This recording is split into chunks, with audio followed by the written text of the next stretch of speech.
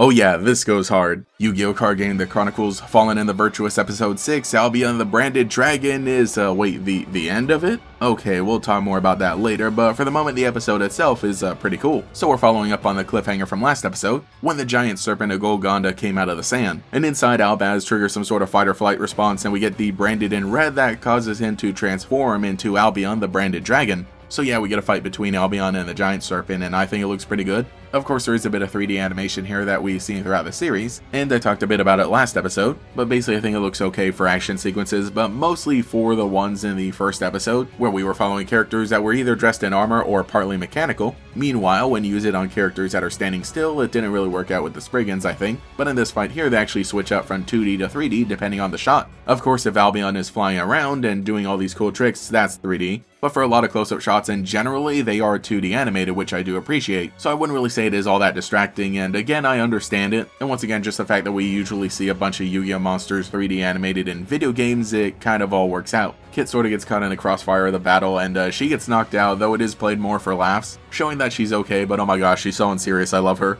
Then actually the fight is interrupted by some new challengers approaching, and it is the Sword Soul Bozos, let's go! Well, of course they are Aiden, Theo, and Fleur-de-Lis of the Dogmatica, but now they aren't wearing their armor, and obviously they've left the city, so now they appear as we know them in the TCG as the Golden Sword Soul and the Iris Sword Soul. And oh my gosh, yeah, finally seeing Fleur-de-Lis in her good outfit, oh, it's beautiful. She does some amazing crazy stuff and calls down lightning upon the serpent and the dragon and just zap them both. At that point, the serpent goes back into the sand, but now Albion is all alone, and after being hit by lightning is obviously not happy, so he goes berserk. So now as Fleur-de-Lis is about to hit him with another blow, that is when Ecclesia runs out toward him, and obviously we know she's going to be able to help out in some way, but dude, just the way that she walks right out to him and like gives him the whole uppies pose and everything. But then it is immediately followed by like just one of the best shots in the series. I absolutely love it. Just the way that the fire is still raging and everything, and you know, the shot composition too is great, especially because it really does boil down everything in the series that we've seen so far. They are literally the Fallen and the Virtuous right here on screen, and it really does exemplify Ecclesia's personality. So she is able to get him to calm down,